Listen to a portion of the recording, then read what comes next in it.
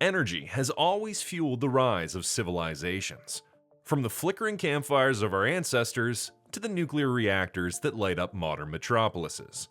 But as the world races toward a cleaner, more connected future, one project dares to rewrite the rules. Forget the tired debates of renewable versus non-renewable.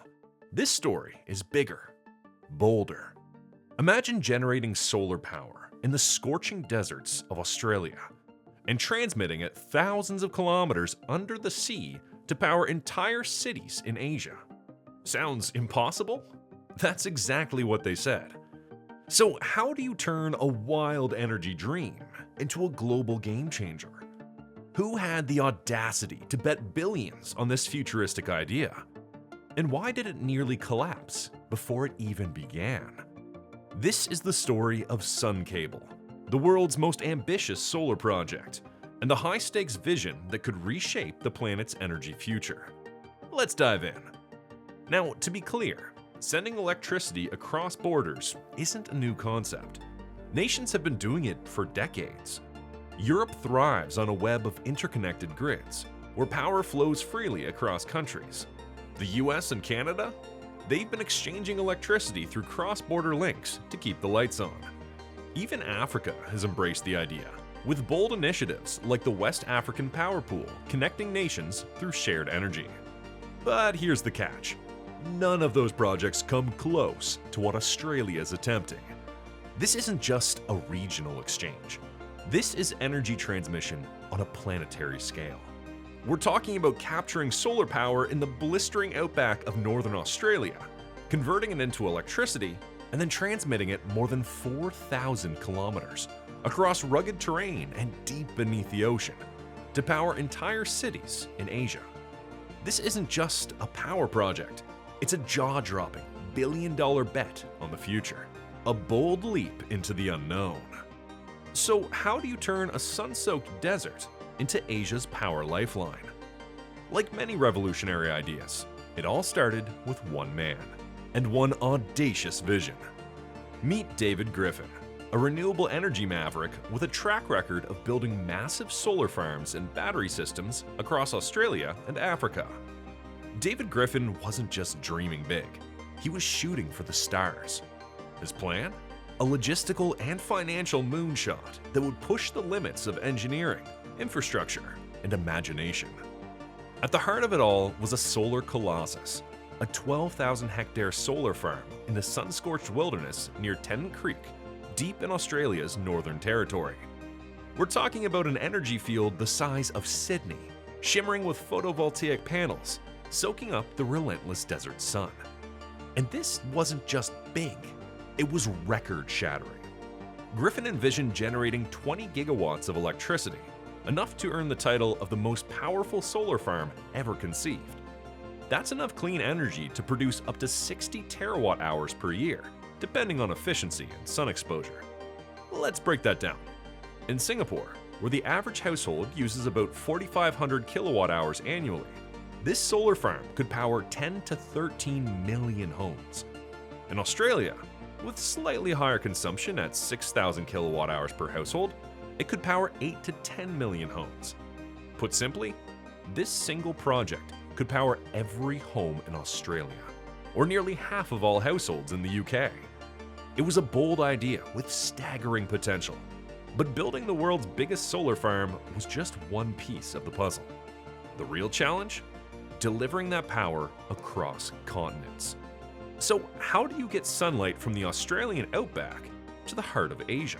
That's where things get really interesting. Of course, massive power generation means nothing without massive storage. To keep the energy flowing day and night, the Sun Cable project plans to install a jaw-dropping 42 gigawatt-hours of battery storage, one of the largest storage systems on the planet. That's enough to stabilize output, smooth fluctuations, and ensure a steady, reliable energy supply, even when the sun dips below the horizon. But here's where the challenge really skyrockets. Generating energy was just the beginning. The real test? Delivering that power across 5,000 kilometers, from the heart of Australia to the bustling city-state of Singapore. How? with nothing short of a technological marvel. A 4,200 kilometer long high voltage direct current HVDC subsea cable, an engineering feat so ambitious it would shatter all previous records. To put it bluntly, this cable isn't just long, it's legendary. Before this, the longest undersea power cable in the world was the North Sea Link between the UK and Norway, stretching just 720 kilometers. Sun Cable's plan? Nearly 6 times that. Think about it.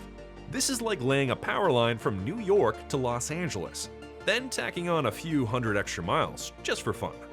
Or stretching a cable from London to Cairo, beneath the ocean floor. That's the equivalent of stacking over 470 Mount Everests end to end. To put this in perspective, if you laid Sun Cable's transmission line in a straight line, it would stretch across the entire length of the Great Wall of China, and still have enough left over to loop back. This wasn't just an infrastructure project, it was an engineering marathon of epic proportions. And that kind of ambition doesn't come cheap. Just the cable alone is projected to cost billions of dollars, before even factoring in installation, maintenance, and the nightmarish logistics of working across deep-sea trenches and unpredictable oceans.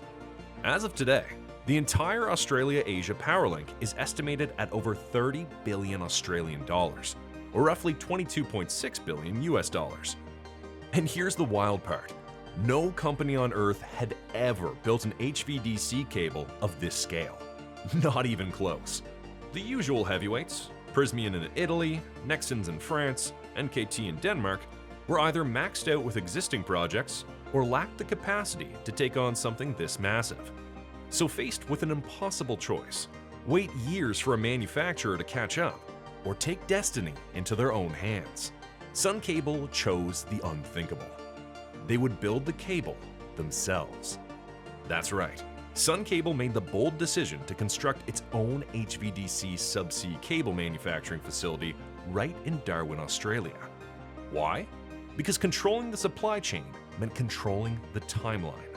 No waiting in line, no compromises, just full speed ahead on one of the most complex energy undertakings ever imagined.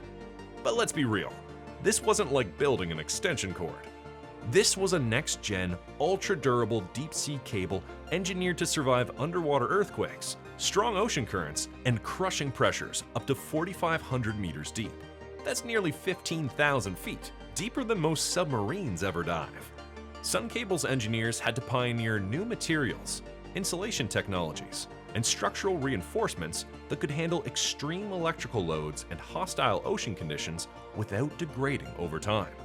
Each cable segment included copper or aluminum conductors wrapped in high-durability cross-linked polyethylene, XLPE, armor layers to defend against deep-sea hazards like trawler nets and rogue anchors, and multiple fiber optic cores for real-time monitoring and diagnostics.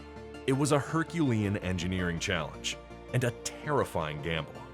If it worked, Sun Cable would become a global trailblazer in HVDC transmission, paving the way for a new generation of international green energy pipelines. But if it failed, the entire Australia-Asia PowerLink could collapse under the weight of its own ambition. The route itself was a geopolitical puzzle, cutting through Australian waters, across the Arafura Sea, weaving through Indonesia's exclusive economic zone, and finally landing in Singapore. In total, the transmission system included a 3,800-kilometer undersea cable, plus over 600 kilometers of overhead power lines connecting the solar farm to Darwin, where a massive onshore converter station would shoot electricity under the sea. But that raises a question. Why Singapore? Why go to such lengths to power a distant city-state? The answer? Because Singapore was the perfect customer. Currently, 95% of Singapore's electricity comes from imported natural gas, a heavy reliance that puts its energy future at risk. And with land scarcity limiting its own renewable options, Singapore was hungry for a clean, stable, long-term solution. Sun Cable's PowerLink could provide up to 15% of Singapore's electricity needs, dramatically cutting its fossil fuel dependence and injecting a major dose of green stability into the region's power grid. In short, Griffin's dream wasn't just ambitious, it was perfectly timed. But just when the project seemed unstoppable, everything started to fall apart. But here's the thing. Everything we've talked about so far hinges on one big word: if. Because as bold and visionary as David Griffin's plan was, it came dangerously close to falling apart. But before we get into the unraveling, let's rewind for a moment, because for a brief time, everything looked like it was falling perfectly into place. By early 2022, Sun Cable was riding high. The company had secured crucial regulatory approvals in Australia, including environmental clearances and land agreements for the 12,000-hectare solar farm in the sun-drenched Northern Territory. The design phase for the record-breaking 4,200-kilometer HVDC Subsea cable was advancing, and on paper, the project's momentum was undeniable. Even financially, things were looking solid. In March 2022, Sun Cable raised a whopping 210 million Australian dollars in funding, backed by none other than Mike Cannon-Brookes, the billionaire tech entrepreneur, and Andrew Twiggy Forrest, the mining magnate turned green energy crusader. Remember those names. They're about to become very important. At the same time, talks with the Singaporean government over energy import agreements were progressing. While no final deal had been inked, the future was looking bright. But then, the cracks began to show. By mid-2022, the dream started to drift into dangerous territory. Sun Cable hit a critical snag, securing Indonesia's approval to route the undersea cable through its territorial waters. While a memorandum of understanding was signed in November 2022, it wasn't a full permit, leaving the entire route hanging by a diplomatic thread. And the hits kept coming. Global inflation, supply chain disruptions, and skyrocketing material costs began to take a toll, forcing Sun Cable to revisit its budget, timelines, and even its overall financial strategy. The clock was ticking, pressure was mounting, and behind closed doors, tensions were building. Because while Griffin had the vision and the project had the momentum, not everyone agreed on how to move forward. Remember those two names we told you to keep in the back of your mind? Well, it's time to bring them front and center, because this is where the dream nearly dies. The Australia-Asia PowerLink, once billed as the most ambitious renewable energy project on the planet, was suddenly teetering on the edge of collapse. And the reason? A bitter power struggle between its two biggest backers, Mike Cannon-Brookes and Andrew Twiggy Forrest. On one side, Mike Cannon-Brookes, billionaire tech visionary and co-founder of Atlassian. He was fully committed to the original blueprint, a direct solar-powered lifeline stretching 4,200 kilometers from Australia to Singapore. On the other side, Andrew Twiggy Forrest, iron ore magnate turned green energy evangelist. While he supported solar, he believed the future wasn't in exporting electrons, but in using that solar power to produce green hydrogen right in Australia. What began as a difference in vision quickly escalated into a boardroom standoff. One wanted to wire the sun directly to Asia. The other wanted to bottle it into hydrogen and keep the energy local. The delays, the rising costs, the uncertain permits, they only made things worse. And then came the breaking point. In January 2023, with tensions boiling and the project's leadership divided, Sun Cable entered voluntary administration, a move that sent shockwaves through the global energy community. For those unfamiliar, voluntary administration is essentially a corporate emergency brake. It meant handing the company over to independent experts, tasked with deciding whether it could be rescued, restructured, or had to be shut down completely. For a moment, it looked like one of the world's most audacious energy megaprojects had become just another casualty of big egos and bigger risks. But this story isn't over yet, because from the wreckage of Sun Cable's collapse came a surprising twist and a second chance. But let's be clear, the feud between Cannon-Brookes and Forrest was just one piece of a much bigger problem. Even before the boardroom brawl, Sun Cable was already running into major turbulence. Key deadlines were slipping, permits were delayed, and most critically, there was still no binding agreement with Singapore to import the electricity. Meanwhile, negotiations with Indonesia remain stuck in diplomatic limbo, making the entire undersea cable route a geopolitical gamble. These setbacks shook investor confidence to the core and only intensified the power struggle between the two billionaire backers. Then came the turning point. As Sun Cable entered administration, both Cannon-Brookes and Forrest launched competing bids to take control of what was left of the company. And after months of behind-the-scenes negotiations and high-stakes maneuvering, Cannon-Brookes emerged victorious in May 2023. He took full control of the project, sidelining Forrest and recommitting to the original vision, exporting clean, renewable Australian solar power to Singapore. But by then, the damage was done. The internal conflict, the delays, and the diplomatic gridlock had pushed the project years behind schedule. And just when things couldn't get more complicated, the world changed overnight. The Russia-Ukraine war sent shockwaves through the global energy system, and it was a wake-up call. Suddenly, Europe, long dependent on Russian gas, found itself in a crisis. As Russia slashed supplies in retaliation against Western sanctions, energy prices skyrocketed, factories shut down, and entire economies scrambled for alternatives.